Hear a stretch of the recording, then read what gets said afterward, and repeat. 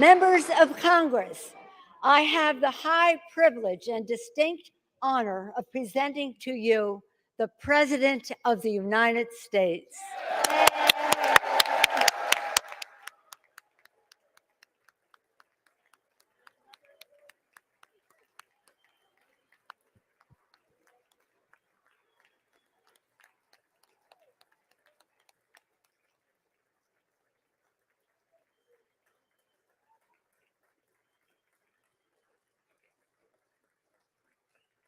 Thank you, thank you.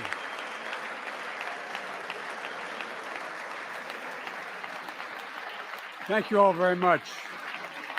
Thank you, General. Thank you. Thank you. Thank you all very, very much. Thank you. Please. Thank you so much. Madam Speaker, Madam Vice President, our First Lady and Second Gentleman, members of Congress and the Cabinet, Justice of the Supreme Court, my fellow Americans. Last year, COVID-19 kept us apart.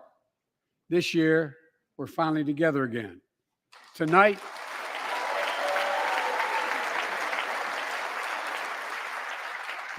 we meet as Democrats, Republicans, Independents, but most importantly, as Americans, with the duty to one another, to America, to the American people, to the Constitution, and an unwavering resolve that freedom will always triumph over tyranny.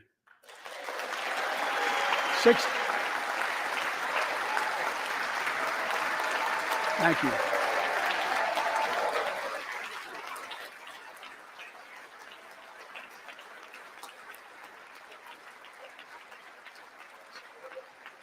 6 days ago, Russia's Vladimir Putin sought to shake the very foundations of the free world, thinking he could make it bend to his menacing ways. But he badly miscalculated. He thought he could roll into Ukraine and the world would roll over. Instead, he met with a wall of strength he never anticipated or imagined. He met the Ukrainian people.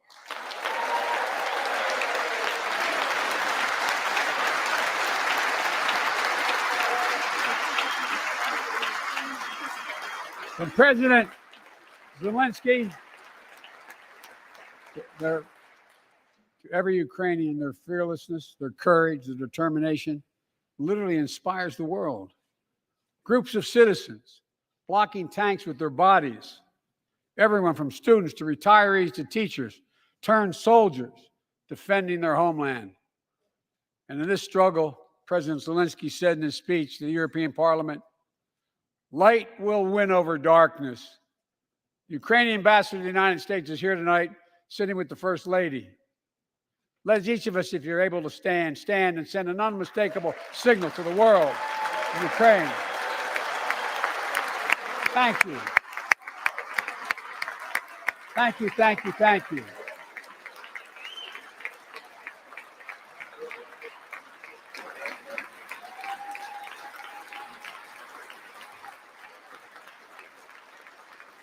She's bright, she's strong, and she's resolved.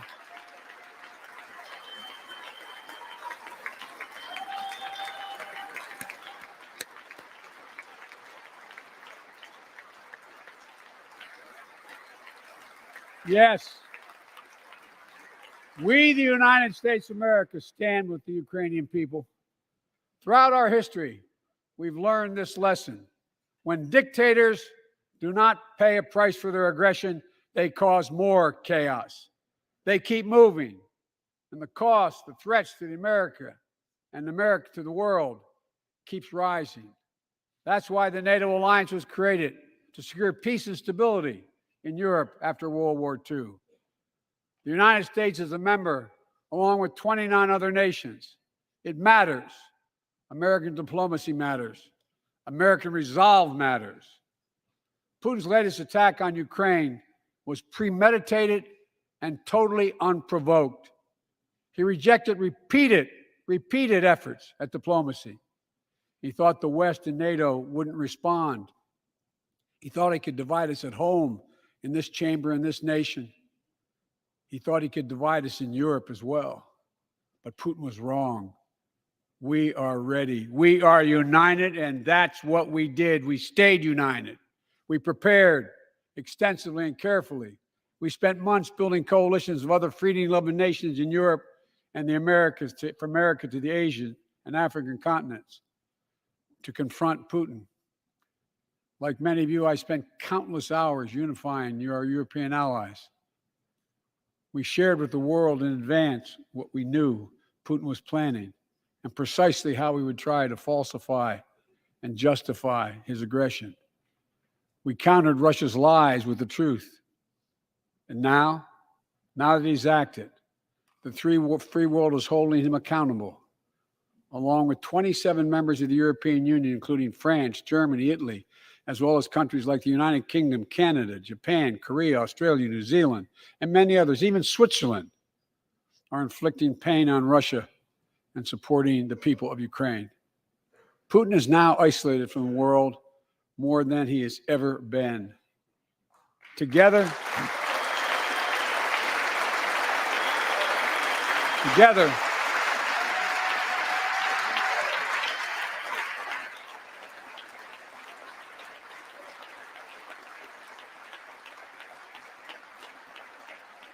along with our allies, we are right now enforcing powerful economic sanctions.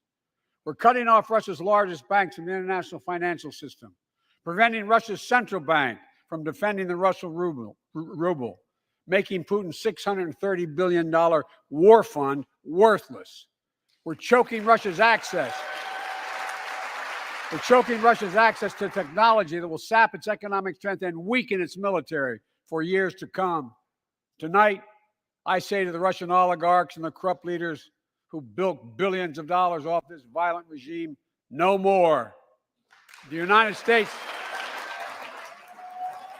I mean it.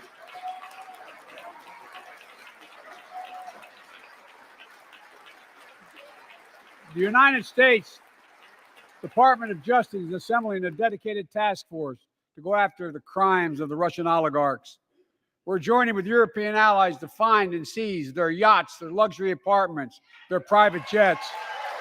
We're coming for your ill-begotten gains. And tonight, I'm announcing that we will join our allies in closing off American airspace to all Russian flights, further isolating Russia and adding additional squeeze on their economy.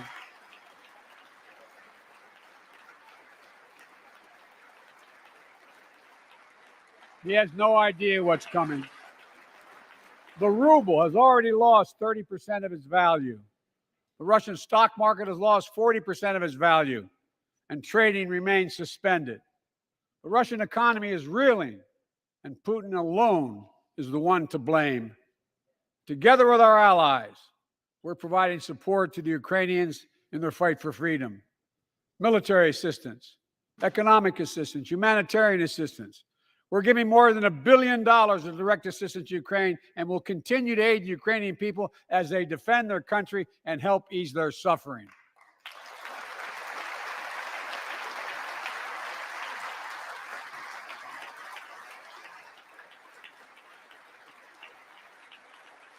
But let me be clear.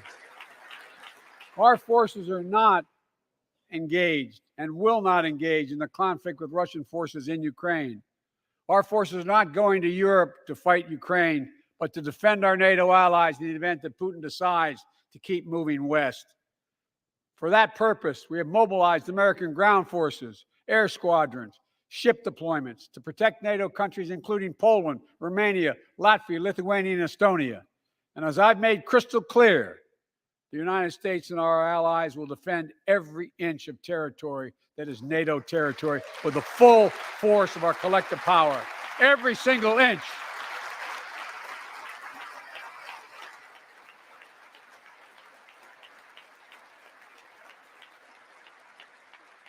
And we're clear-eyed. The Ukrainians are fighting back with pure courage. Next days, weeks, and months will be hard on them. Putin has unleashed violence and chaos. But while he may make gains on the battlefield, he'll pay a continuing high price over the long run. And a pound of Ukrainian people, the proud, proud people, pound for pound, ready to fight with every inch of energy they have. They've known 30 years of independence, have repeatedly shown that they will not tolerate anyone who tries to take their country backwards. To all Americans, I'll be honest with you, as I always promised I would be. A Russian dictator invading a foreign country has cost around the world. And I'm taking robust action to make sure the pain of our sanctions is targeted at the Russian economy and that we use every tool at our disposal to protect American businesses and consumers. Tonight, I can announce the United States has worked with 30 other countries to release 60 million barrels of oil from reserves around the world.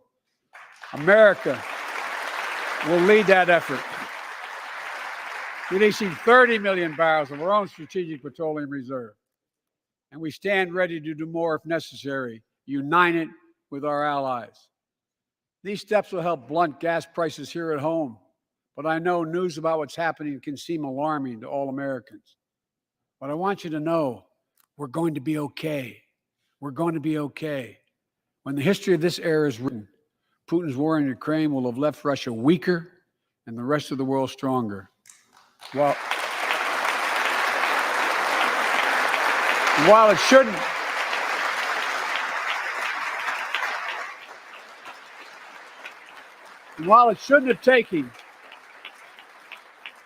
have taken something so terrible for people around the world to see what's at stake, now everyone sees it clearly. We see the unity among leaders of nations, a more unified Europe, a more unified West. We see unity among the people who are gathering in cities and large crowds around the world, even in Russia, to demonstrate their support for the people of Ukraine. In the battle between democracy and autocracies, democracies are rising to the moment, and the world is clearly choosing the side of peace and security. This is the real test, and it's going to take time. So let us continue to draw inspiration from the iron will of the Ukrainian people. To our fellow Ukrainian Americans who forged a deep bond that connects our two nations, we stand with you. We stand with you. Putin may circle Kyiv with tanks, but he'll never gain the hearts and souls of the Iranian people. He'll never extinguish their love of freedom, and he will never, never weaken the resolve of the free world.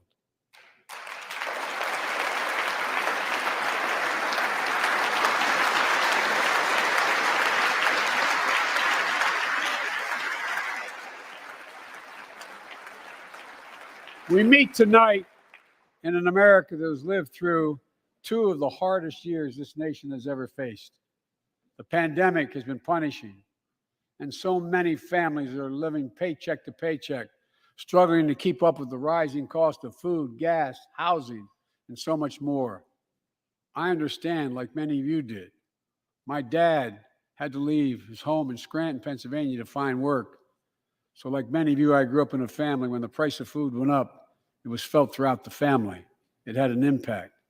That's when one of the first things I did as president was fight to pass the American Rescue Plan. Because people were hurting, we needed to act, and we did. Few pieces of legislation have done more at a critical moment in our history to lift us out of a crisis. It fueled our efforts to vaccinate the nation and combat COVID-19, delivered immediate economic relief to tens of millions of Americans. It helped put food on the table. Remember those long lines of cars waiting for hours just to get a box of food put in their trunk. It cut the cost of healthcare insurance. And as my dad used to say, it gave the people just a little bit of breathing room. Unlike the $2 trillion tax cut passed in the previous administration that benefited the top 1% of Americans, the American Rescue Plan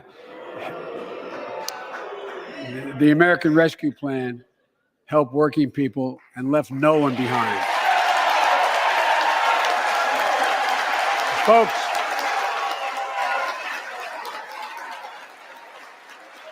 and it worked. It worked.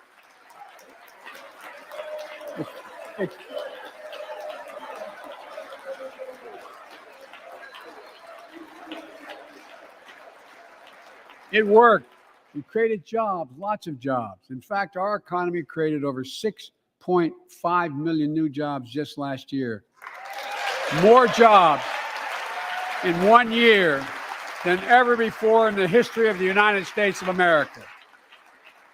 The economy grew at a rate of 5.7 last year, the strongest growth rate in 40 years. And the first step in bringing fundamental change to our economy that hasn't worked for working people in this nation for too long. For the past 40 years, we were told that tax break for those at the top and benefits would trickle down and everyone would benefit. But that trickle-down theory led to a weaker economic growth, lower wages, bigger deficits, and a widening gap between the top and everyone else in nearly a century. Look, Vice President Harris and I ran for office, and I realize we had fundamental disagreements on this, but ran for office with a new economic vision for America. Invest in America, educate Americans, grow the workforce, build the economy from the bottom up and the middle out, not from the top down, because we know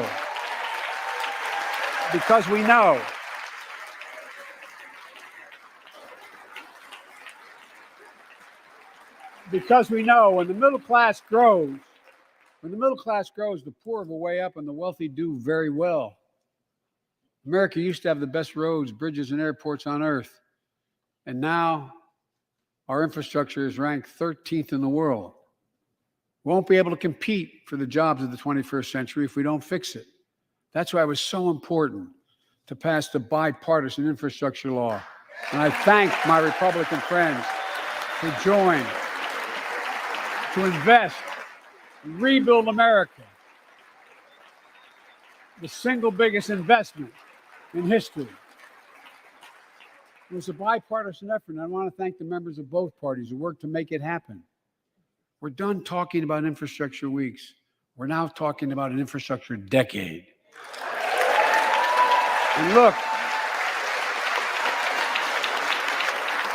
it's going to transform America, to put us on a path to win the economic competition of the 21st century that we face with the rest of the world, particularly China. I've told Xi Jinping it's never been a good bet to bet against the American people. We'll create good jobs for millions of Americans, modernizing roads, airports, ports, waterways, all across America. And we'll do it to withstand the devastating effects of climate change and promote environmental justice. We'll build a national network of 500,000 electric vehicle charging stations. Begin to replace the poisonous lead pipes so every child, every American has clean water to drink at home and at school. We're going to provide affordable, high-speed internet for every American, rural, suburban, urban, and tribal communities. 4,000 projects have already been announced. Many of you have announced them in your districts. And tonight, I'm announcing that this year, we will start fixing over 65,000 miles of highway and 1,500 bridges in disrepair. And folks,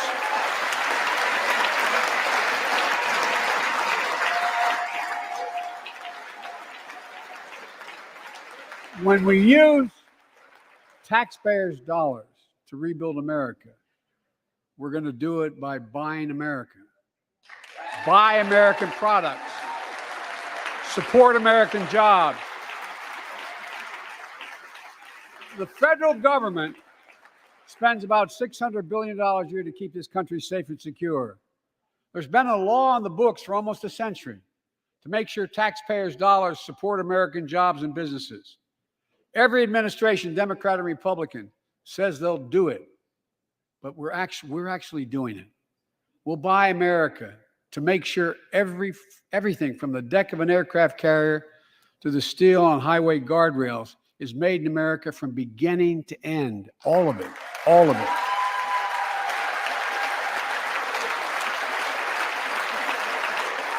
But folks, to compete for the jobs of the future, we also need a level playing field with China and other competitors. That's why it's so important to pass the Bipartisan Innovation Act sitting in Congress that will make record investments in emerging technologies and American manufacturing. We used to invest almost 2% of our GDP in research and development. We don't now. China is. Let me give you one example why it's so important to pass. If you travel 20 miles east of Columbus, Ohio, you'll find 1,000 empty acres of land. It won't look like much, but if you stop and look closely, you'll see a field of dreams, the ground on which America's future will be built. That's where Intel, the American company that helped build Silicon Valley, is going to build a $20 billion semiconductor megasite, up to 8 state-of-the-art factories in one place, 10,000 new jobs. And in those factories, the average job about $135,000 a year. Some of the most sophisticated manufacturing in the world to make computer chips the size of a fingertip, the power of the world in everyday lives, from smartphones, technology, the internet, technology is yet to be invented. But that's just the beginning.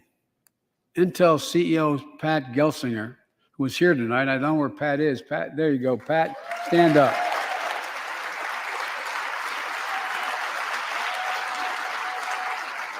Pat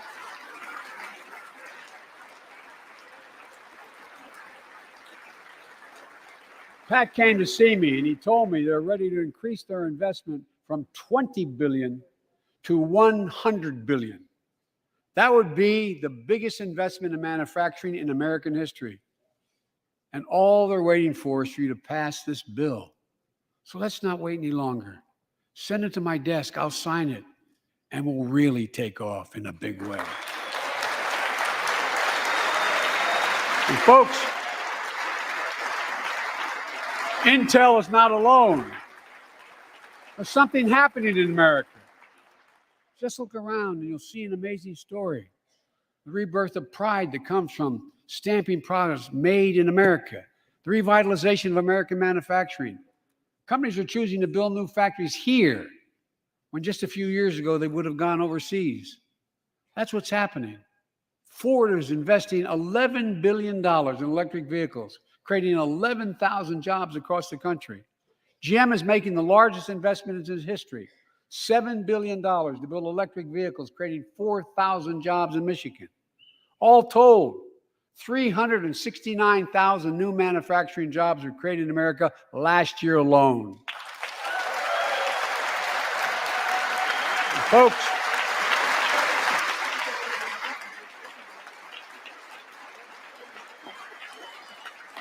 powered by people I've met like JoJo Burgess from generations of union steelworkers in Pittsburgh, who's here with us tonight. Where are you, JoJo? There you go. Thanks, buddy. As Ohio Senator Sherrod Brown says,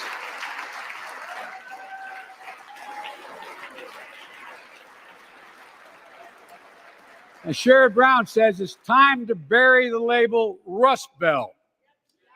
It's time to see the what used to be called the Rust Belt become the home of a significant resurgence of manufacturing. And with all the bright spots in our economy, record job growth, higher wages, too many families are struggling to keep up with their bills. Inflation is robbing them of gains they thought otherwise they would be able to feel. I get it. That's why my top priority is getting prices under control. Look, our economy roared back faster than almost anyone predicted. But the pandemic meant that businesses had a hard time hiring enough people because of the pandemic to keep up production in their factories. So you didn't have people making those beams that went into buildings because they were out. The factory was closed. The panic also disrupted the global supply chain. Factories close. When that happens, it takes longer to make goods and get them to the warehouses, to the stores, and prices go up. Look at cars last year. 1/3 of all the inflation was because of automobile sales. There weren't enough semiconductors to make all the cars that people wanted to buy. And guess what? Prices of automobiles went way up. especially used vehicles as well. And so we have a choice. One way to fight inflation is to drive down wages and make Americans poorer. I think I have a better idea to fight inflation. Lower your costs, not your wages. And folks,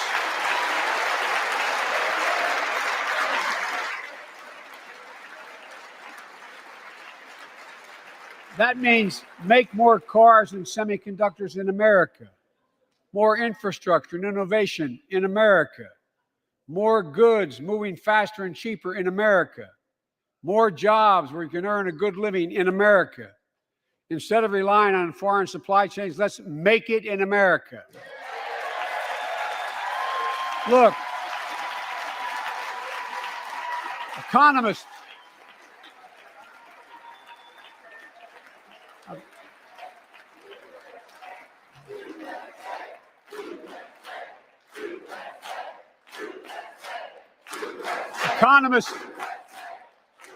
call this increasing the productive capacity of our economy. I call it building a better America. My plan to fight inflation will lower your costs and lower the deficit. 17 Nobel laureates in economics said my plan will ease long-term inflationary pressures. Top business leaders, and I believe most Americans support the plan. And here's the plan. First, cut the cost of prescription drugs. We pay more for the same drug produced by the same company in America than any other country in the world. Just look at insulin. 1 in 10 Americans has diabetes. In Virginia, I met a 13-year-old boy, the handsome young man standing up there, Joshua Davis. He and his dad both have type 1 diabetes, which means they need insulin every single day. Insulin costs about $10 a vial to make. That's what it costs the pharmaceutical company. But drug companies charge families like Joshua and his dad up to 30 times that amount. I spoke with Joshua's mom. Imagine what it's like to look at your child who needs insulin to stay healthy and have no idea how in God's name you're going to be able to pay for it. What it does to your family, but what it does to your dignity, your ability to look your child in the eye, to be the parent you expect yourself to be. I really mean to think about that.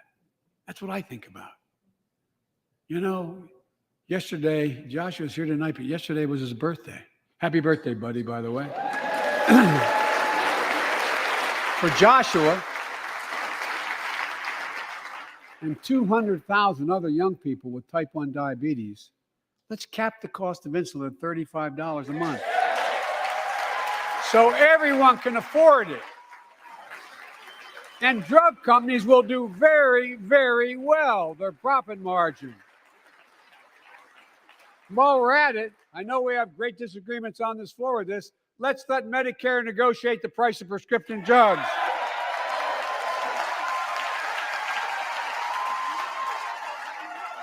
They already set the price for VA drugs. Look, the American Rescue Plan is helping millions of families with Affordable Care Act plans to save them $2,400 a year on their health premiums. Let's close the coverage gap and make these savings permanent. And second, let's cut energy costs for families, an average of $500 a year by combating climate change. Let's provide an investment tax credits to weatherize your home and your business, to be energy efficient and get a tax credit for it.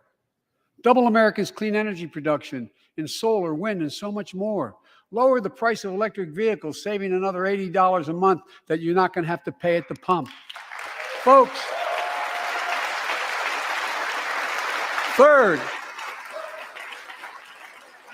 the third thing we can do to change the standard of living for hardworking folks is cut the cost of child care. Cut the cost of child care. Folks,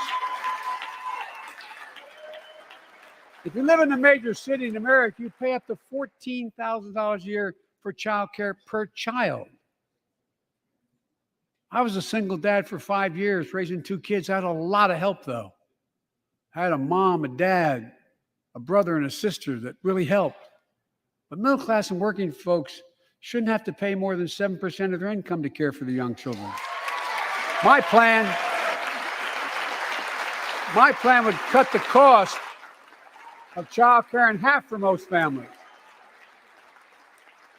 and help parents, including millions of women who left the workforce during the pandemic because they couldn't afford child care, to be able to get back to work, generating economic growth. But my plan doesn't stop there. It also includes home and long-term care, more affordable housing, pre-K for 3 and 4-year-olds. All these will lower costs to families. And under my plan, nobody, let me say this again, nobody earning less than $400,000 a year will pay an additional penny in new taxes. Not a single penny.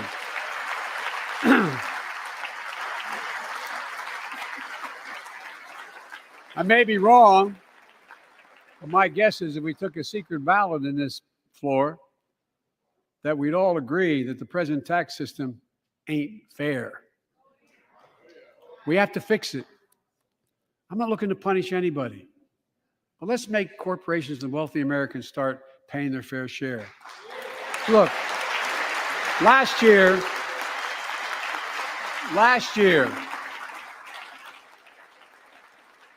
like Chris Coons and Tom Carper and my distinguished Congresswoman, we come from the land of corporate America.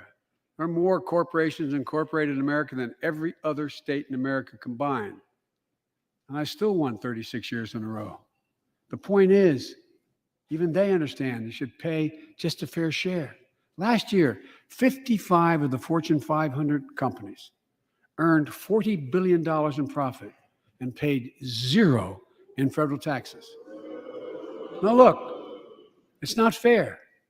That's why I proposed a 15% minimum tax rate for corporations. And that's why in the G7 and other meetings overseas, I was able to be somewhat helpful. 130 countries agree on a global minimum tax rate. So companies can't get out of paying their taxes at home by shipping jobs and factories overseas. It'll raise billions of dollars. That's why I propose closing loopholes for the very wealthy who pay a lower tax rate than a teacher and a firefighter. So that's my plan, but we'll go in more detail later. we will grow the economy, lower the cost of families. So what are we waiting for? Let's get this done. We all know we've got to make changes. Folks,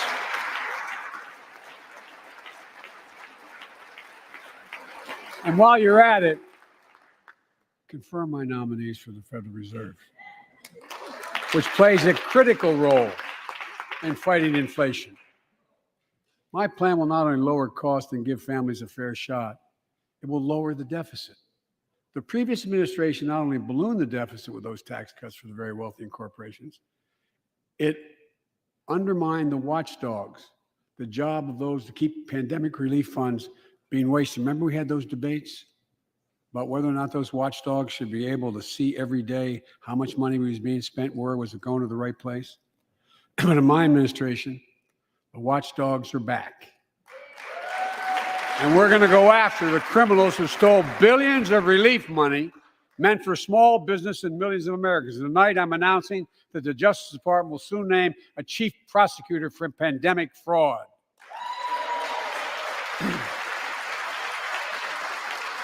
Look,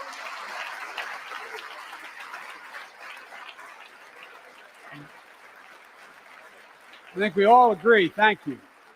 By the end of this year, the deficit will be down to less than half of what it was before I took office. The only president ever to cut the deficit by more than $1 trillion in a single year. Lowering your cost also meant demanding more competition. I'm a capitalist, but capitalism without competition is not capitalism. Capitalism without competition is exploitation. It drives up profits. And corporations have to compete. Their profits go up and your prices go up when they don't have to compete. Small businesses and family farmers and ranchers, I need not tell some of my Republican friends from those states. Guess what? You got 4 basic meat packing facilities. That's it. You play with them or you don't get to play at all. And you pay a hell of a lot more. A hell of a lot more because there's only 4. See what's happening with ocean carriers moving goods in and out of America. During the pandemic, about half a dozen or less foreign-owned companies raised prices by as much as 1,000% and made record profits. Tonight, I'm announcing a crackdown on those companies overcharging American businesses and consumers. And folks,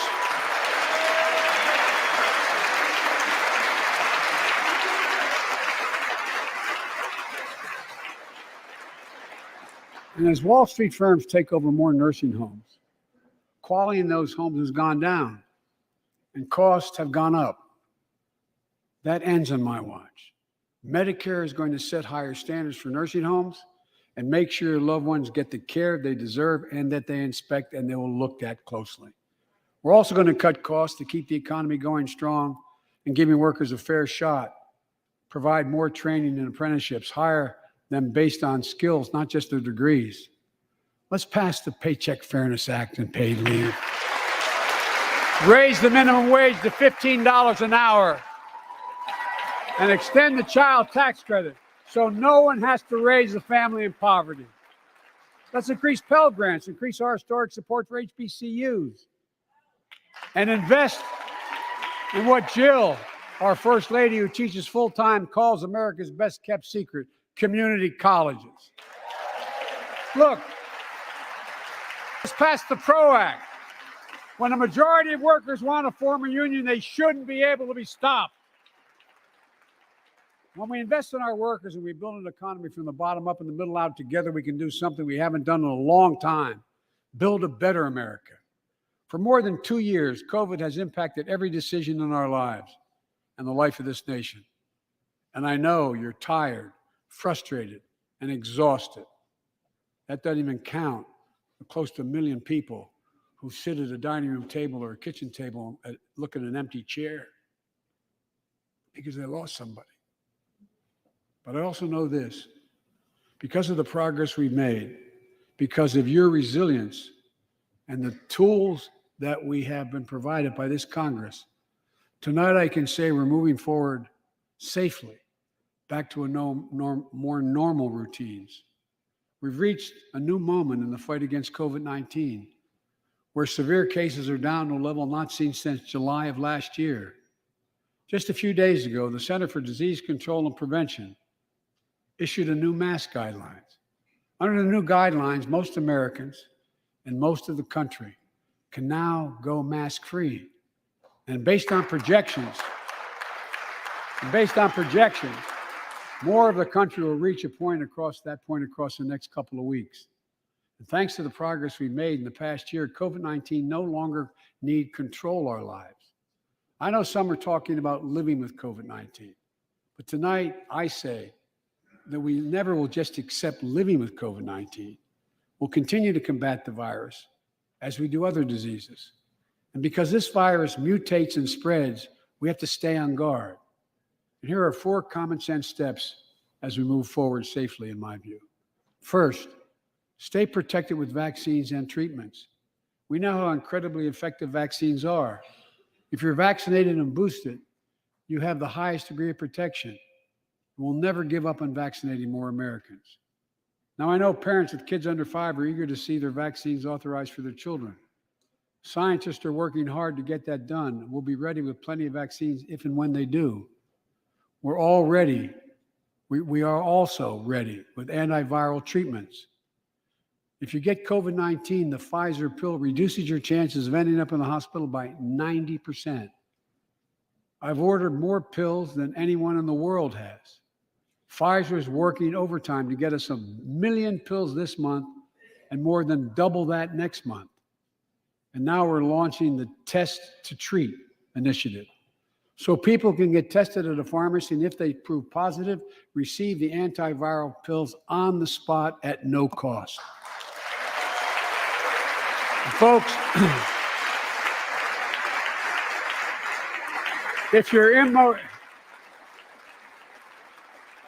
immunocompromised or have some other vulnerability, we have treatments and free high-quality masks. We're leaving no one behind or ignoring anyone's needs as we move forward. On testing, we've made hundreds of millions of tests available, and you can order them for free to your doorstep. And we've already ordered free tests. If you already ordered free tests tonight, I'm announcing you can order another group of tests. Go to covidtest.gov starting next week, and you can get more tests. Second, we must prepare for new variants. Over the past, we've gotten much better at detecting new variants. If necessary, we'll be able to develop new vaccines within 100 days instead of maybe months or years. And if Congress provides the funds we need, we'll have new stockpiles of tests, masks, pills ready if needed. I can't promise a new variant won't come, but I can promise you we'll do everything within our power to be ready if it does. Third,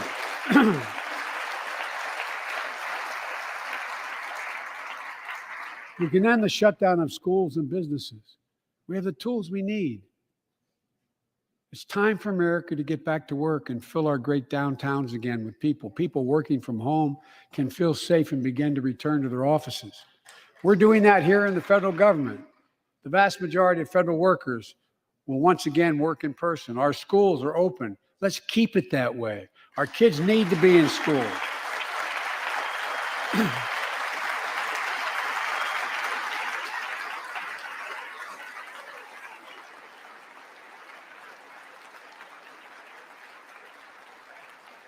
With 75% of adult Americans fully vaccinated and hospitalizations down by 77%, most Americans can remove their masks and stay in the classroom and move forward safely. We achieved this because we provided free vaccines, treatments, tests, and masks. Of course, continuing this costs money, so I'll not surprise you. I'll be back to see you all. And I'm going to soon send a request to Congress. The vast majority of Americans have used these tools and may want again. We may need them again. So I expect Congress, and I hope you'll pass that quickly. Fourth, we'll continue vaccinating the world. We've sent 475 million vaccine doses to 112 countries, more than any nation on earth. We won't stop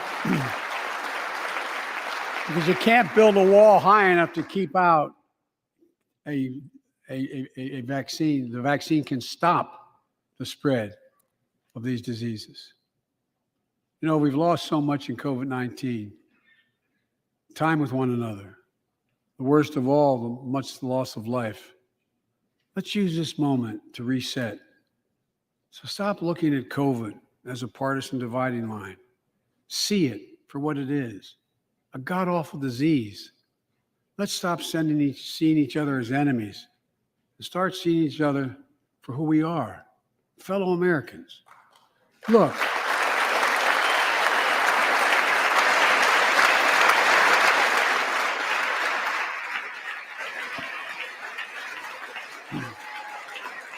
we can't change how divided we've been. It was a long time in coming. But we can change how to move forward on COVID-19 and other issues that we must face together. I recently visited New York City Police Department days after the funerals of Officer Wilbur Mora and his partner, Officer Jason Rivera. They were responding to a 9/11 call when a man shot and killed them with a stolen gun. Officer Mora was 27 years old. Officer Rivera was 22 years old. Both Dominican Americans who grew up in the same streets that they later chose to patrol as police officers. I spoke with their families, and I told them that we were forever in debt for their sacrifices, and will carry on their mission to restore the trust and safety of every community deserves. Like some of you that have been around for a while, I've worked with you on these issues for a long time. I know what works. Investigating crime prevention and community policing, cops who walk the beat, who know the neighborhood, and who can restore trust and safety. Let's not abandon our streets or choose between safety and equal justice. Let's come together and protect our communities, restore trust, and hold law enforcement accountable. That's why the Justice Department has required body cameras, banned chokeholds, and restricted no-knock warrants for its officers. That's why the American Rescue Plan that you all provided $350 billion that cities, states, and counties can use to hire more police, invest in more proven strategies.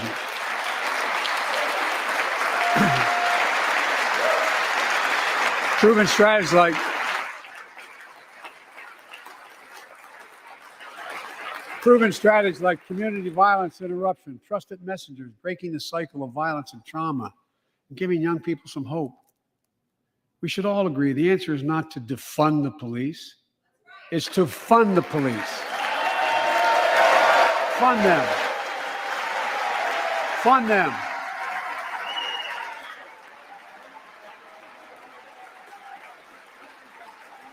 Fund them with resources and training. Resources and training they need to protect our communities. I ask Democrats and Republicans alike to pass my budget and keep our neighborhoods safe. And we'll do everything in my power to crack down on gun trafficking of ghost guns that you can buy online, assemble at home, no serial numbers, can't be traced. I ask Congress to pass proven measures to reduce gun violence. Pass universal background checks. Why should anyone on the terrorist list be able to purchase a weapon? Why? Why? And folks,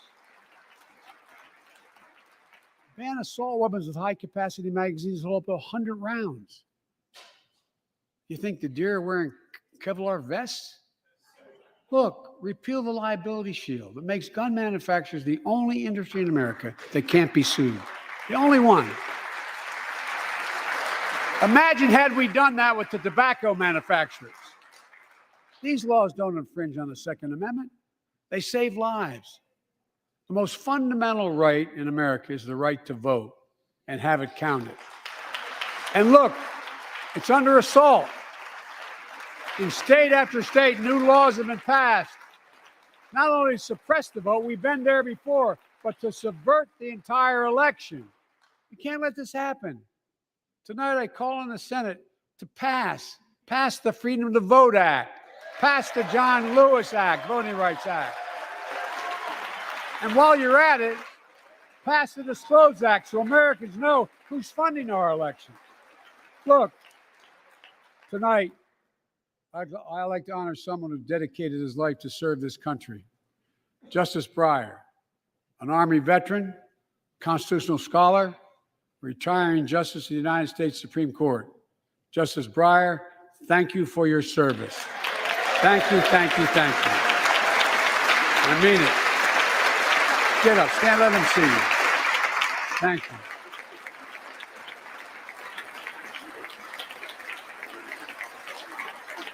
And we all know, no matter what your ideology, we all know one of the most serious constitutional responsibility a president has is nominating someone to serve on the United States Supreme Court. As I did 4 days ago, I've nominated the Circuit Court of Appeals, Ketanji Brown Jackson, one of our nation's top legal minds, who continue in Justice Breyer's legacy of excellence. A former top litigator in private practice, a former federal public defender, from a family of public school educators and police officers. She's a consensus builder. Since she's been nominated, she's received a broad range of support, including the Fraternal Order of Police and former judges supported by Democrats and Republicans. Folks, if we're to advance liberty and justice, we need to secure our border and fix the immigration system. Was a continuation of public service, not as a result of a title or of an election, but as a result of a passion and a genuine drive to build my community and to build the city to be the best city it could possibly be. Now, I'll be honest, there's a lot of wins tonight. We got thousands of people to vote for us.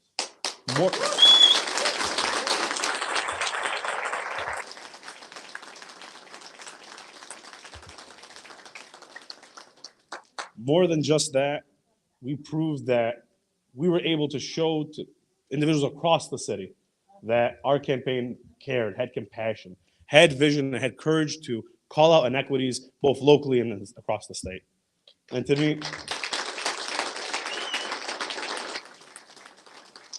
but again, I can't stress this enough, the thanks that I have for our volunteers who put in hours, my family, my mom, who volunteered week in and week out, and a full day today. It means the world. Thank you.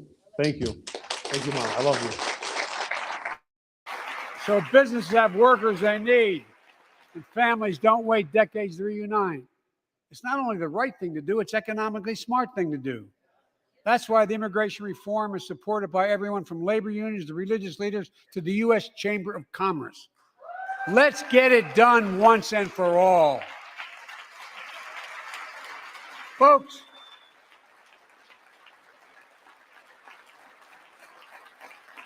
advancing liberty and justice also requires protecting the rights of women. The constitutional right affirmed by Roe v. Wade, standing precedent for half a century, is under attack as never before. If you want to go forward, not backwards, we must protect access to health care, preserve a woman's right to choose, and continue to advance maternal health care for all Americans. And folks, for our LGBTQ plus Americans, let's finally get the Bipartisan Equality Act to my desk. To fight for, and hopefully more to accomplish together. Again, I want to thank everyone. I can't say enough. Thank you, thank you, thank you.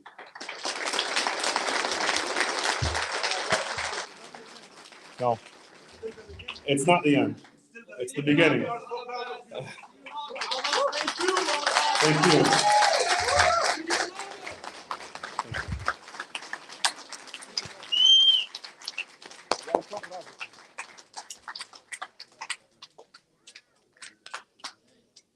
More things than we acknowledge. I signed 80 bipartisan bills into law last year, from preventing government shutdowns, to protecting Asian Americans from still too common hate crimes, to reforming military justice, and will soon be strengthening the Violence Against Women Act that I first wrote 3 decades ago. And it's important.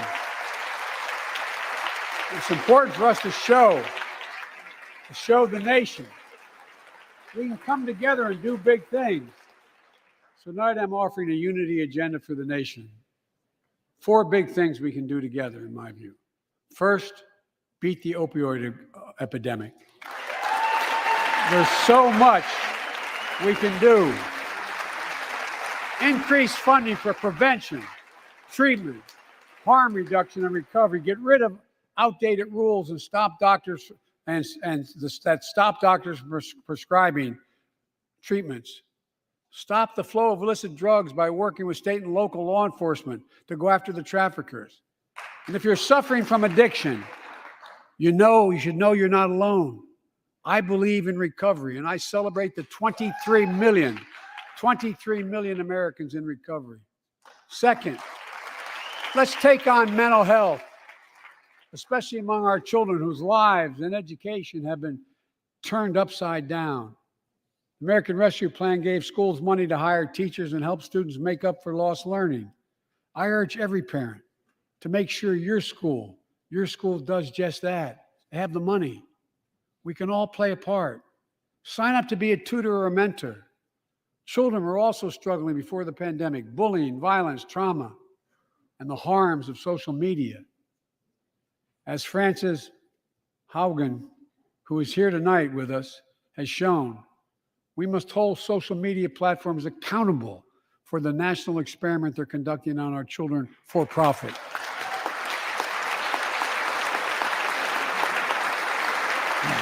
Folks,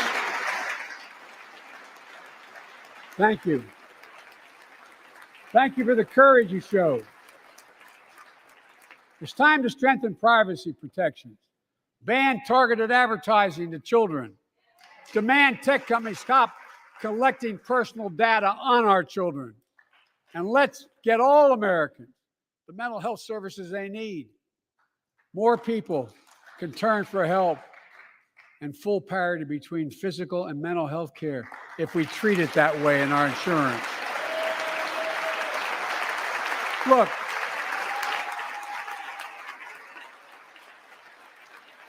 the third piece of that agenda is support our veterans. Veterans are the backbone and the spine of this country. They're the best of us.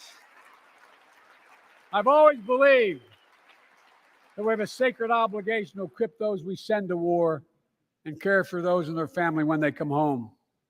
My administration is providing assistance in job training, housing, and now helping lower-income veterans get VA care debt-free. And our troops in Iraq and Afghanistan have faced many dangers, one being stationed at bases breathing in toxic smoke from burn pits. Many of you have been there. I've been in and out of Iraq and Afghanistan over 40 times. These burn pits that incinerate waste, the waste of war, medical and hazardous material, jet fuel, and so much more.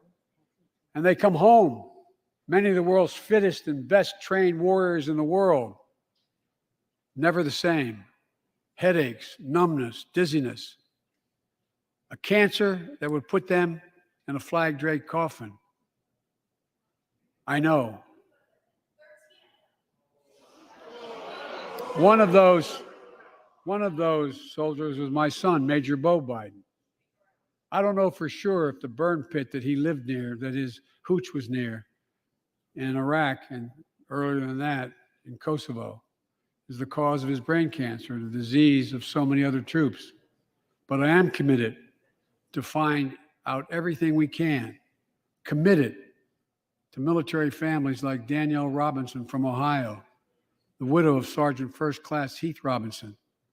He was born a soldier, Army National Guard, combat medic in Kosovo and Iraq, stationed near Baghdad, just yards from burn pits the size of football fields. Danielle is here with us tonight. They love going to Ohio State football games.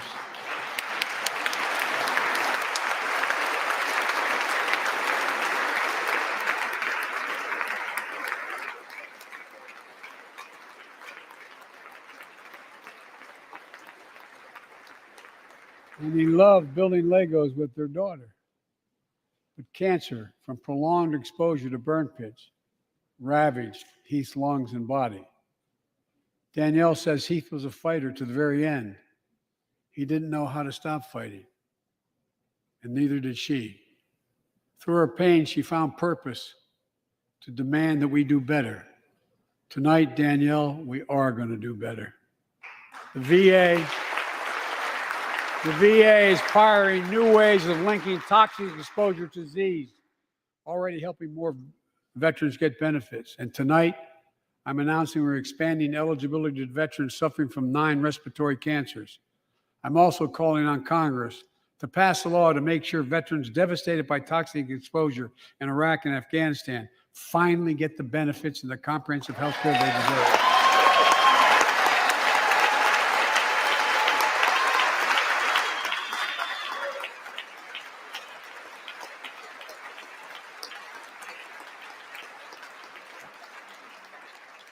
And fourth and last, let's end cancer as we know it. This is personal.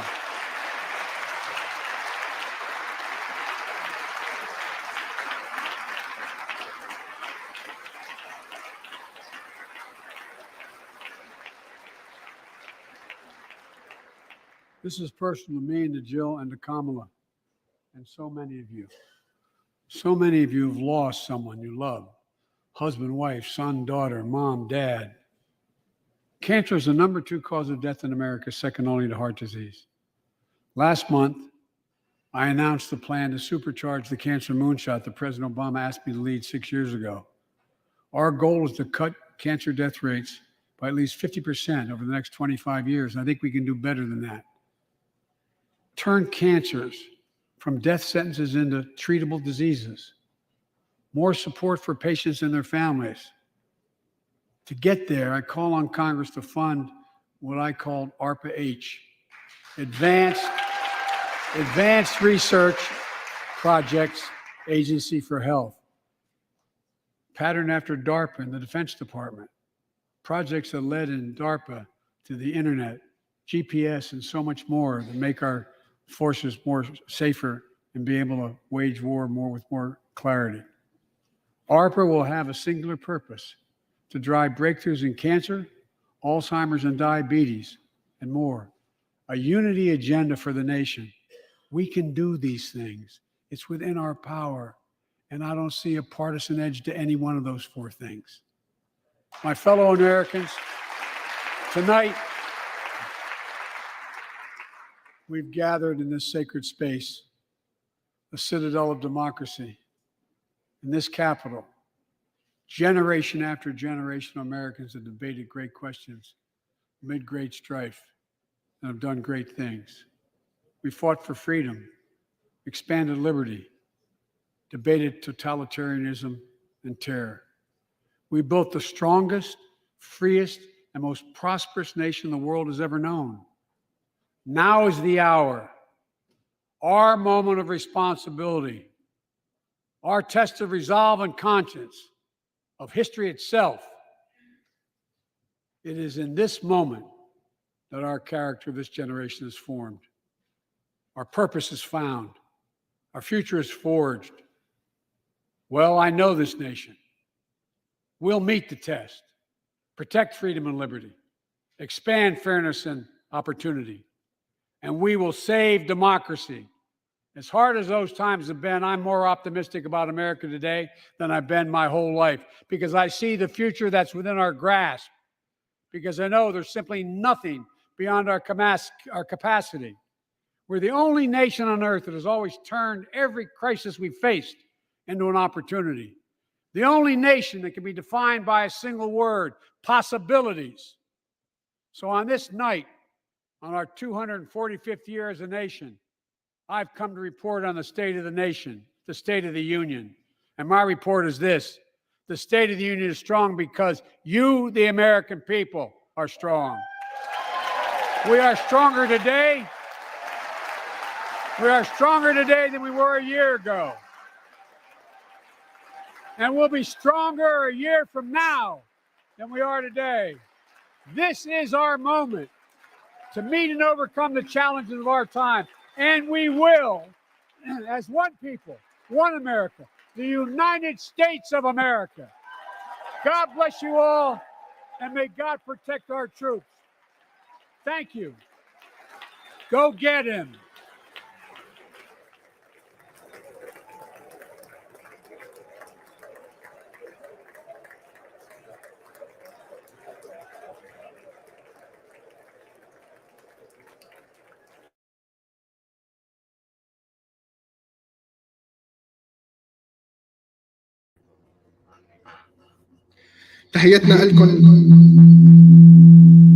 تحياتنا لكم متابعينا ومشاهدينا من قناة الأخبار. أكيد كنا عم نشاهد خطاب الرئيس الأمريكي جو بايدن، وخطاب كان في غاية الأهمية. خلينا نتأكد بس إنه صوتي طالع أنا لحتى تمام. الصوت طالع بيرفكت، بس لحتى يلا ثانية صغيرة. تمام. طيب، هيدا كان خطاب الرئيس الأمريكي جو بايدن، خطاب حالة الاتحاد أو كما يسمى بالستيت اوف ذا يونيون. هيدا الخطاب بيلقيه الرئيس الأمريكي. هيدا عرف تاريخي معروف بالولايات المتحدة الأمريكية، إنه الرئيس الولايات المتحدة الأمريكية بشكل سنوي يتحدث عن الوضع في الولايات المتحدة الأمريكية، عن كل الأمور التي تخص الولايات المتحدة الأمريكية. يعني تمام. خليني الصورة أكتر على الرئيس بايدن وأنا بحكي على الموضوع، ما بيأثر. بدي أتطرق لبعض الأمور اللي حكى عنها الرئيس بايدن. في شغلة كتير مهمة لازم تنتبهوا لها كأوبزرفيشن أنا بدي أعملها. قصة إنه الرئيس الأمريكي جو بايدن ما كان لابس كمامة اليوم في هذا الخطاب الذي ألقاه. هيدي أمر يعني نحن تحدثنا، كنا حطينا خبر امبارح انه سوف يسمحون لكل ال 535 عضو في الكونغرس الامريكي هن بدهم يلبسوا كمامه يلبسوا، بدهم يلبسوا كمامه، هذا خيار يعود لهم. شفنا الرئيس الامريكي جو بايدن ما لبس كمامه. هذا له دلالات كتير كبيره. بدي احكي عن بعض الامور بشكل سريع كملخص اللي حكى عنه الرئيس الامريكي. اكيد بدا الرئيس الامريكي جو بايدن خطابه بالقول بانهم مصممون على ان تسود الحريه دائما على الاستبداد، وسط تصفيق حار اكيد من اعضاء الكونغرس من مجلس الشيوخ ومجلس النواب. وبدا الرئيس بايدن بالحديث والخطاب بدا خطابه بالحديث عن الغزو الروسي لاوكرانيا، مؤكدا ان بوتين اخطا بحساباته وظن أنه العالم سوف يصمت على دخوله لأوكرانيا. وقال الرئيس بايدن أن حرب بوتين على أوكرانيا كانت متعمدة وغير مبررة. أكيد تنسيني بس عم نحاول نجمع لكم الأخبار بشكل سريع. قال الرئيس الأمريكي جو بايدن أن حرب بوتين كانت متعمدة وغير مبررة. لقد رفض الجهود الدبلوماسية. لقد اعتقد أن حلف الشمال الأطلسي لن يرد. لقد اعتقد أنه قادر على زرع الشقاق بيننا هنا في عقر دارنا، لكن بوتين كان مخطئا. نحن كنا مستعدين. وأكد الرئيس الأمريكي جو بايدن أن الولايات المتحدة الأمريكية تقف إلى جانب أوكرانيا، وأن حرب بوتين على أوكرانيا كانت غير مبررة. وبالإضافة ذكر الرئيس الأمريكي جو بايدن أننا تعلمنا درسا عبر التاريخ بأن الدكتاتوريات تتسبب في مزيد من الفوضى إذا لم تدفع ثمن عدوانها. وشدد بايدن على أن بوتين أصبح معزولا والعالم الحر سوف يحاسبه على تصرفاته. وأعلن الرئيس الأمريكي جو بايدن أن الولايات المتحدة الأمريكية سوف تغلق الأجواء الأمريكية في وجه كل رحلات الطيران الروسي. هذا أمر كان منتظرينه كثير بوكالات الانباء ليتحدثوا عنه لهذا الموضوع، لانه بعد هل يا ترى كانوا عم بيقولوا هل يا ترى الولايات المتحده الامريكيه سوف حزو اوروبا وغيرها من الامور. اكيد كان الرئيس جو بايدن عم يعلن عن اغلاق الاجواء الامريكيه في وجه كل رحلات الطيران الروسي. بدنا ننتظر لنشوف هل يا ترى روسيا سوف تقوم بنفس الموضوع. أيضا أضاف الرئيس الأمريكي جو بايدن أن الاقتصاد الروسي يتداعى وكل اللوم على بوتين، مؤكدا بأننا سنحمي المستهلكين والشركات الأمريكية من تداعيات العقوبات المفروضة على روسيا. وشفنا الرئيس عم يتحدث خلال خطابه على أنه الولايات المتحدة الأمريكية والحلفاء سوف يستعملون ما يقارب 60 مليون من الاحتياطي النفط الفيدرالي. وشدد الرئيس بايدن بأن الولايات المتحدة الأمريكية لن تنخرط في الحرب.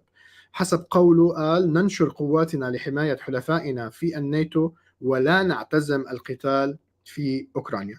وأكد الرئيس بايدن أن مغامرة بوتين في أوكرانيا ستؤدي إلى ضعف روسيا وتقوية العالم. فيما يتعلق بالوضع الخارجي وبالحرب الروسية على أوكرانيا، فيما يتعلق بالقضايا الداخلية تطرق إلى أكثر من موضوع. الرئيس حكى عن التضخم، حكى عن القطاع الصحي، حكى عن القطاع الاقتصادي، حكى عن كورونا وغيره بشكل سريع جدا. في القضايا الداخلية تطرق الرئيس بايدن في خطاب حالة الاتحاد إلى الوضع الداخلي الأمريكي، مؤكدا على أنه إدارته قامت بمجهود ضخم لتطعيم كامل البلاد، وأنه قدموا مساعدات للعائلات.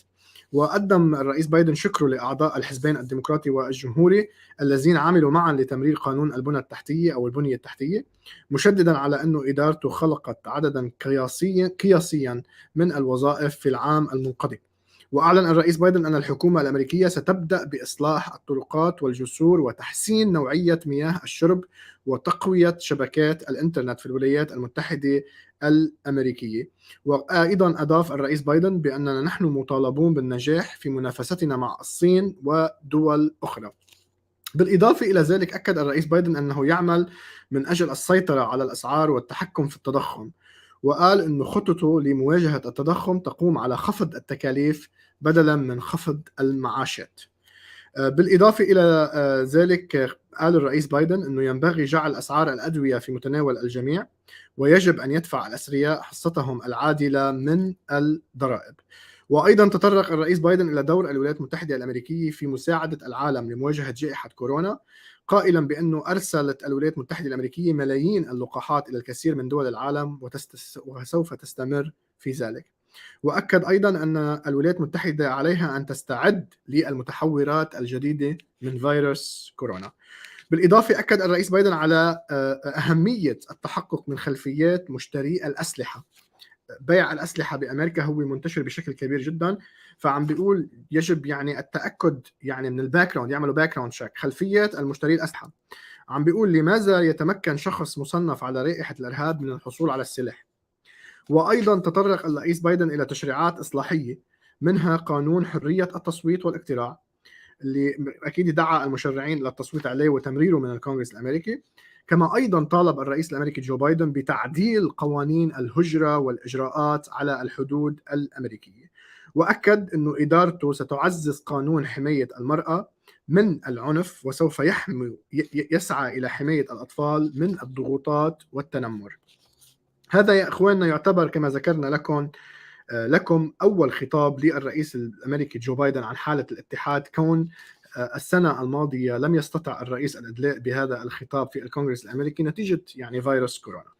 وبالنسبة يعني كمعلومات عامة، هيدا خطاب سياسي تقليدي سنوي لرؤساء الولايات المتحدة الأمريكية أمام الكونغرس، وكان المفروض أنه يلقي الرئيس هذا الخطاب بيناير أو بفبراير، ولكن تم تأجيله بسبب انتشار متحور أوميكرون إلى الأول من شهر مارس. هذا هو ملخص ما أتى في حديث الرئيس الأمريكي جو بايدن في خطاب حالة الاتحاد أو State of the Union 2022. تحدث عن المواضيع الخارجية وخاصة فيما يتعلق بالحرب الروسية على أوكرانيا وبعض القضايا الداخلية كما ذكرنا لكم، اللي منها كورونا والتطعيم، البنى التحتية، إصلاح الطرقات في الولايات المتحدة الأمريكية، التنافس الاقتصادي مع الصين، السيطرة على التضخم وعلى الأسعار. أيضا بالإضافة إلى ذلك تحدث عن أسعار الأدوية في الولايات المتحدة الأمريكية، تحدث عن الضرائب، تحدث عن جائحة كورونا بإسهاب، تحدث عن موضوع الأسلحة في الولايات المتحدة الأمريكية وانتشارها بشكل كبير جدا. أيضا تحدث عن بعض مشاريع القوانين التي تتعلق بالتصويت والاقتراع وأيضا تتعلق بالهجرة والتجنيس في الولايات المتحدة الأمريكية، بالإضافة إلى الحديث أيضا عن حماية المرأة والأطفال، وأيضا الحديث عن بعض الأمراض ومنها مرض السرطان وسعي الإدارة إلى حل هذا الموضوع. هذا كانت تغطيتنا اليوم من قناة شو الأخبار لخطاب الرئيس الأمريكي جو بايدن. دائما قناة شو الأخبار تأتي لكم بالخبر أولا وباللغة العربية، عشان هيك بدنا منكم دايما دعم هذه القناة من خلال متابعتنا، من خلال التفاعل معنا، تفعيل جرس التنبيه turn on notification. تابعونا على جميع وسائل التواصل الاجتماعي، على فيسبوك، على انستغرام، على تويتر، على تيك توك، على يوتيوب، سبسكرايب على يوتيوب، turn on notification، ضموا لجروباتنا على الواتساب، ودايما ادعموا هذه القناة لحتى نستمر نحن وياكم في إيصال الصوت العربي والشرق أوسطي والكلداني إلى العالم أجمع وإلى المسؤولين في الولايات المتحدة الأمريكية. هذا كان تغطيتنا المباشرة والخاصة. إلى أن نلقاكم في حلقات مقبلة. كان معكم حسين هاشم من قناة الأخبار. إلى اللقاء وتصبحون على ألف خير.